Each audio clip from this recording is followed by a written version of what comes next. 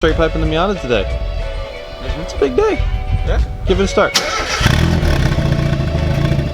This is going to be your little bit of a before the after. So we get to the muffler shop. It's literally in a neighborhood. And it's just like a gate in a house. Yeah, okay. It's just in the back of a house. Okay, see there's a house, and then there's a bunch of mufflers and a... Alright, this is, I guess we're not going to go eat while we're waiting. Oh, we just scraped pretty bad. Alright, where do I park?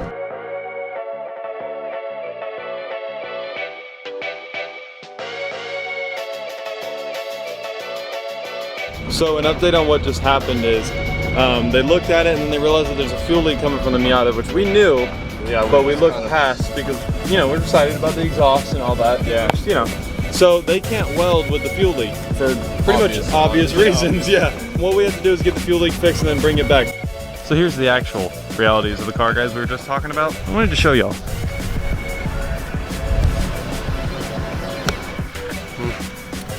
We're gonna solve this gas leak. So they're checking out the gas leak, gonna figure out what it is, if it's the fuel pump or just something with the tank or whatever. I don't even know what it's gonna be, but they're gonna look at it. It's gonna take some hours. So now we're sitting on the side of the road waiting for Zach, of all people, to come pick us up.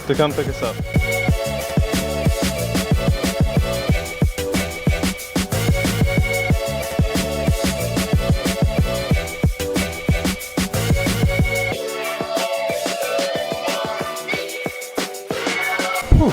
It is a hot one today. It's like, I think it's like 100 degrees today, maybe a little less. So I went ahead and washed the truck, but it has all these different types of water spots on the paint. You probably can't even see them on the camera. It probably looks normal on the camera, but there's water spots all up in the red, all up in the darker red, and the darker red, and the darker red, and the darker red, and then the darker red,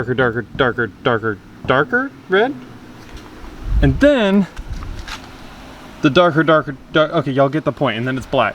But there's a bunch of water spots in it everywhere I look. You can actually see them on camera here, but it's pretty much clean. It's just like water making it look dirty, except for a few things that need to be clay barred out, like little tiny black marks and all that. So I'm gonna clay bar the black marks out, and then I'm gonna clay bar where the water spots are. Now what a clay bar is this right here. And what a clay bar does is use a clay bar lube or a detail spray to get it out. You spray the detail on, then you take the clay bar and kind of rub it into the paint, and then that makes it to where it pulls things out of the clear coat and then makes things perfectly clean. And then that's whenever you can take the detail sprayer and run over it, and it makes everything perfect. You saw the water spots on this side, and then if we go to the other side, pretty much perfect, almost. I mean, there's a few little things here and then I'm gonna re-hit. There's some pieces of tar that the tires flew up and hit, then I'm gonna clay bar off like right there. You guys can't even see it, but you see my point of how the extra steps you can take whenever washing it really make a difference. So I'm gonna get the clay bar.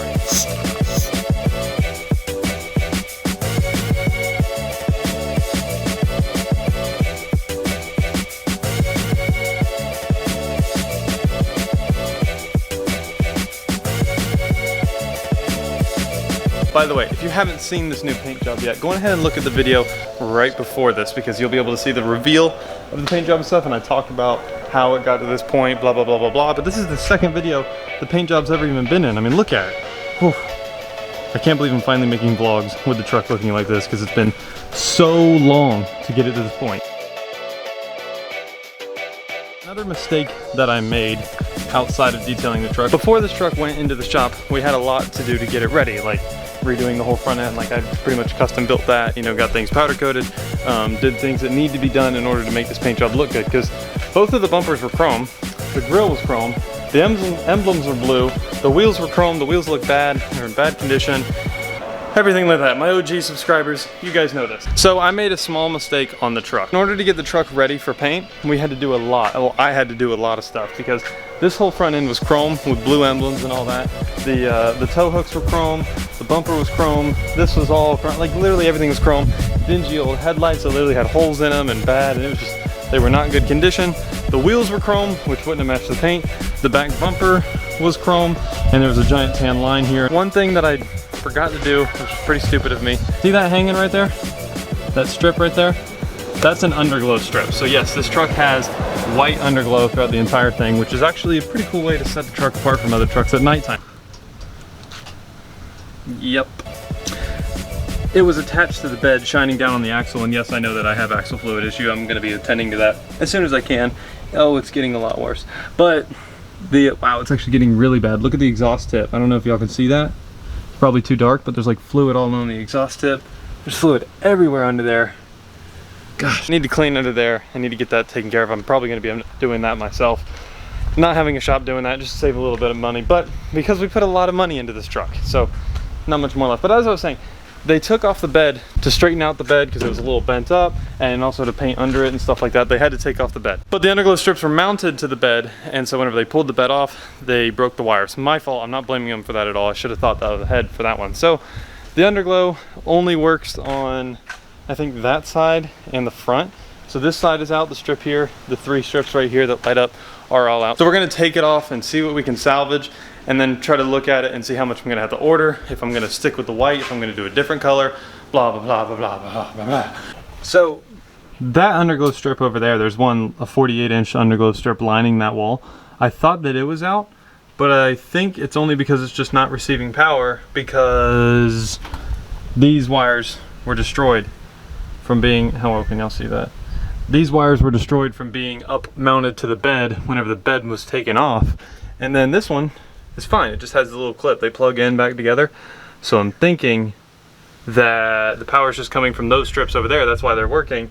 And this one's just not connected. And also the ones up front just aren't connected to this one. So the only thing we have to replace are 2 strips under here, which means that I also want to do strips all along the truck. So we only have to replace 2 36-inch strips.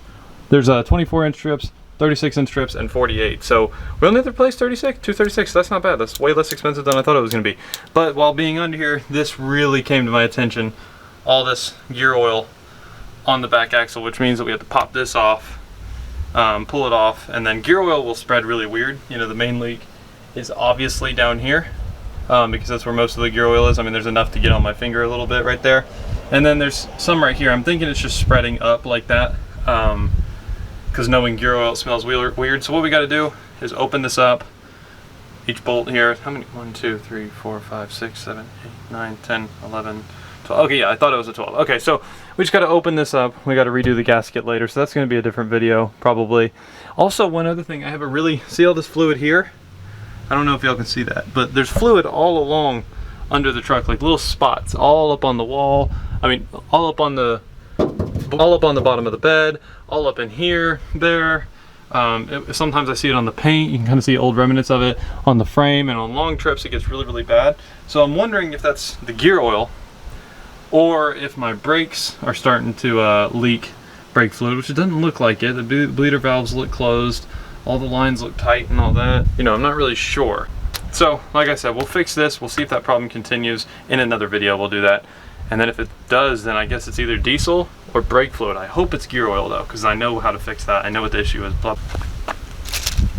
But I'm glad to know that the underglow problem is a very small problem. It's really just 2 strips. So what I think I'm going to do is I'm going to order 3 36-inch strips, maybe 4, actually probably 4.